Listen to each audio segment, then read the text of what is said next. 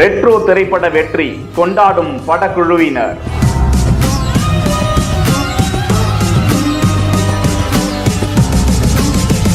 Retro திரைப்படம் பல கோடிகளை குவித்திருக்கிறது. உலக அளவிலும் இந்திய அளவிலும் 150 கோடியை நெருங்கி வருவதாக தகவல்கள் கூறுகின்றன.